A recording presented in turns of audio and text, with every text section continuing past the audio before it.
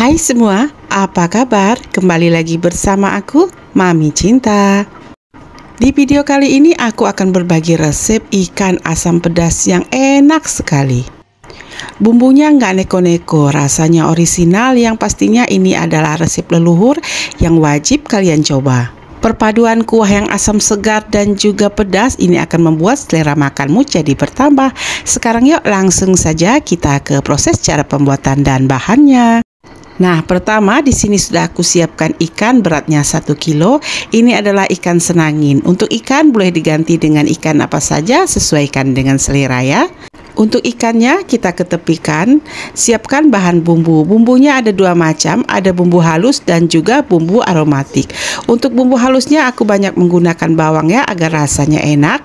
Ada 8 siung bawang merah, 4 siung bawang putih, 2 ruas jahe, 2 ruas kunyit, ada 10 buah cabai merah keriting dan juga 10 buah cabai merah keriting yang kering ya.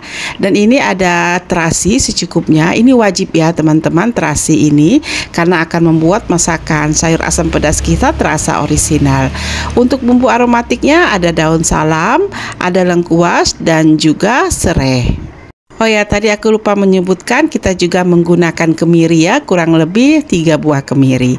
Nah, sebelum bumbunya ini kita haluskan, terlebih dahulu kita akan potong-potong dengan ukuran kecil ya, agar saat memblender bumbunya ini tidak ada yang masih utuh dan halus dengan sempurna. Bila teman-teman ingin menambahkan cabai rawit juga boleh, tapi menurutku ini cabainya sudah cukup banyak dan rasanya juga akan sangat pedas. Nah, setelah bumbunya kita potong-potong, kemudian kita masukkan ke dalam blender. Blender yang aku gunakan ini ukurannya kecil ya, jadi aku akan menghaluskan bumbu ini sebanyak 2 kali. Nah, masukkan terasinya, kemudian kita tambahkan air untuk menghaluskan bumbu. Bumbunya ini siap untuk kita haluskan. Nah, ini dia teman-teman bumbu yang sudah kita haluskan. Pindahkan ke dalam mangkuk atau wadah. Lanjut kita akan menghaluskan bumbu yang berikutnya. Bila sudah, kita masukkan kembali ke dalam mangkuk atau wadah. Kita sisihkan sebentar. Kemudian kita akan lanjut untuk geprek serai. Nah, serainya ini aku gunakan 2 batang. Lengkuasnya juga kita geprek ya. Nah, bila sudah kita akan ketepikan. Selanjutnya siapkan wadah. Kita masukkan asam jawa ya. Nah, ini aku menggunakan asam jawa banyaknya 2 keping. Untuk melarutkan asam jawa aku tambahkan air hangat secukupnya saja ya. Nah, ini akan kita biarkan hingga asam jawanya ini lembut. Kemudian siapkan panci, panaskan minyak secukupnya.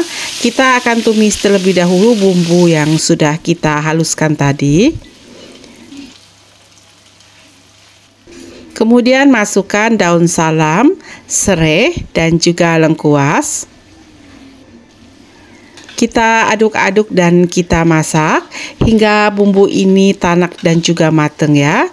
Untuk menandakan kalau bumbu ini sudah tanak dan matang itu, bumbunya ini akan sedikit kering dan mengeluarkan minyak ya. Gunakan api sedang untuk menumis. Nah, ini akan kita aduk-aduk terus ya teman-teman. Nah, menurutku kunci dari sebuah masakan yang enak itu tergantung dari bumbunya.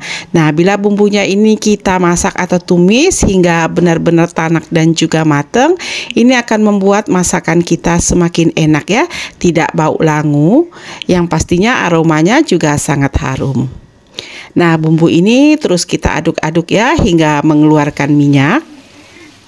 Nah, bumbunya ini sudah tanak dan juga mateng. Ini airnya sudah menyusut dan juga sudah mengeluarkan minyak. Selanjutnya kita akan tambahkan air.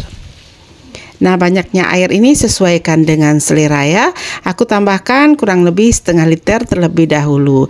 Bila nanti dirasa kurang akan kita tambah kembali ya. Nah, kita aduk-aduk seperti ini hingga bumbunya larut.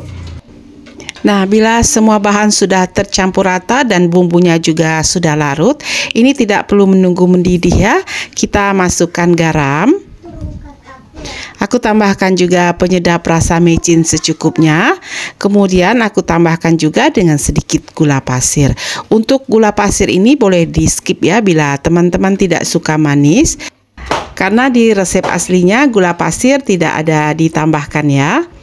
Nah, ini kita aduk-aduk, jangan lupa untuk dites rasa. Bila rasanya sudah cukup dan kuahnya sudah mendidih, kemudian baru kita masukkan ikan yang sudah kita siapkan tadi. Nah, ikannya kita masukkan setelah kuahnya mendidih. Ini agar nanti saat kita memasak ikan tidak perlu menggunakan waktu yang lama ya. Karena waktu untuk kita memasak ikan tidak perlu juga menggunakan waktu yang lama, dan ikan ini juga cepat sekali matangnya ya. Nah, setelah ikannya kita masukkan, kemudian jangan lupa kita tambahkan air asam jawa secukupnya.